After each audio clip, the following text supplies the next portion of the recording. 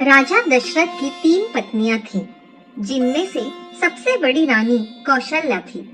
उनसे छोटी रानी कैकेयी थी तथा सबसे छोटी रानी सुमित्रा थी। 3 पत्नियां होने के बावजूद राजा दशरथ को कोई पुत्र नहीं था जो उनके कुल को आगे बढ़ा सके। इसलिए उन्हें अपने कुल के अंत का डर सताया रहता था। इसी विषय में उन्होंने अपने कुल ऋषि से इस समस्या का समाधान पूछा।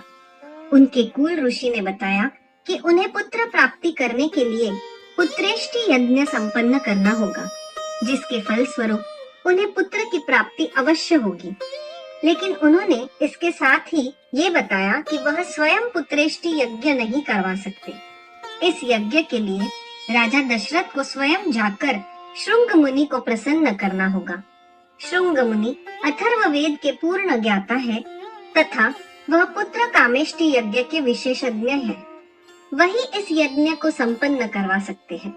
तब राजा दशरथ पुत्र कामना में वन वन भटक कर श्रृंग मुनि के पास पहुँचते हैं तथा उनसे आग्रह करते हैं और अपनी पीड़ा बताते हुए कहते हैं कि हे मुनिवर, मैं हर तरह के वैभव, सुख, समृद्धि से संपन्न हूँ, फिर भी संतान सुख के लिए मेरा मन अति व्याकुल रहता है। कृपया करके मेरी समस्या का समाधान कीजिए।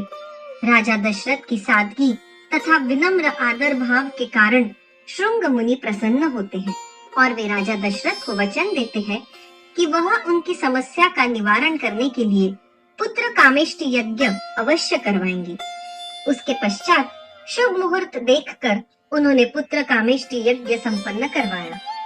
यज्ञ संपन्न होने के बाद हवन कुंड में से अग्निदेव एक खीर का पात्र लेकर प्रकट हुए और राजा दशरथ से बोले, हे राजन, यह खीर ले जाओ और अपनी तीनों रानियों को बराबर बराबर खिला दो। इससे तुम्हें संतान प्राप्ति अवश्य होगी। राजा दशरथ खीर का पात्र ले जाकर रानी कौशल्या तथा रानी कैकेयी को दे देते हैं। रानी कौशल्या तथा रानी कैकेयी अपने अपने पात्र में से एक एक निवाला सबसे छोटी रानी सुमित्रा को खिला देती हैं, जिसके प्रभाव से कुछ समय बाद राजा दशरथ के घर में एक साथ 4 पुत्रों का जन्म होता है। रानी कौशल्या सबसे बड़े पुत्र राम को जन्म देती है। उसके कुछ ही समय बाद रानी कैकेयी राजा दशरथ के दूसरे पुत्र भरत को जन्म देती है और कुछ ही घड़ी बीतने के पश्चात रानी सुमित्रा राजा दशरथ के तीसरे व चौथे पुत्र लक्ष्मण और शत्रुघ्न को जन्म देती है। और इस प्रकार पृथ्वी पर बढ़े हुए पाप अत्याचार को मिटाने के लिए भगवान नारायण स्वयं राजा दशरथ के पहले पुत्र श्री राम के रूप में जन्म लेते हैं।